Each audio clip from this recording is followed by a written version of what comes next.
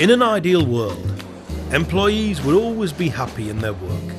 There would be no problems, only sweetness and light in the workplace. Of course, the real world isn't like that. There are often problems or grievances.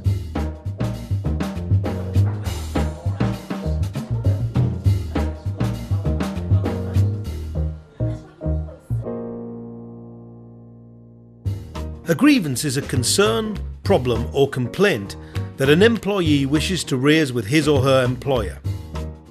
Grievances can arise over many issues, including terms of employment, pay and working conditions, disagreements with co-workers, discrimination, bullying or harassment.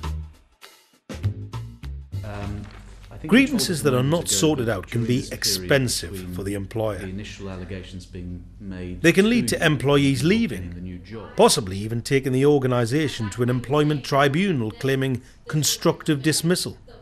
In other words, they felt it was impossible to carry on in their job. We have reached a decision, it is a unanimous decision of the Employment Tribunal, that the claimant's claim for is well founded and accordingly succeeds. This case will now be set down for a remedies hearing in due course. So how should an employer deal with grievances? Well, when it comes to handling grievances, there's no legally binding process for the employer or the employee to follow. But there is the ACAS Code of Practice, and if that isn't followed, then it can be held against either party if a case comes to Employment Tribunal. ACAS is the Advisory, Conciliation and Arbitration Service that works to resolve disputes between employers and employees. First and foremost, employers should have a grievance procedure that is written down and available to employees.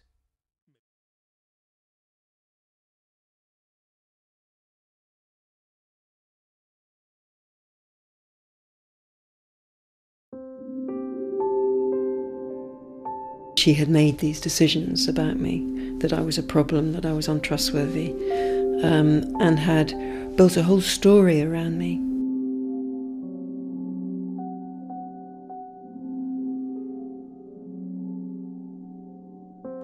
It was a really nice job, one of the nicest ones I've ever done. A few people who think that,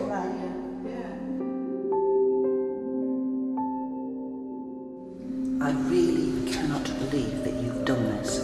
When you're employed here, you realised that my authority... So she obviously got like sort of idée fixe about people, and that she couldn't be swerved from, and that she obviously really believed. I think she really believed that I was a problem. I started off with having a good relationship with her. There were just little things to start with, but it all came to a crunch, I think, maybe about 10 months later, when I had an appraisal. And she started talking about problems that she was having.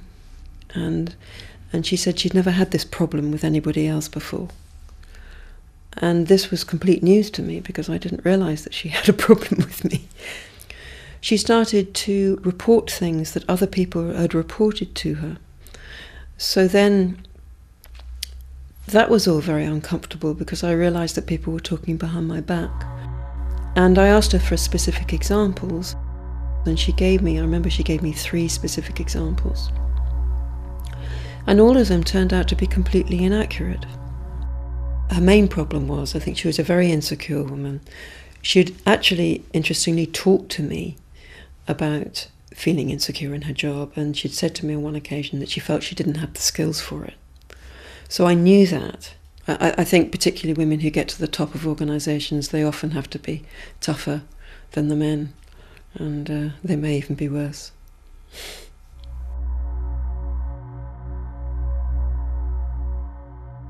I wrote regular articles for certain journals, and she'd always been very positive about these articles.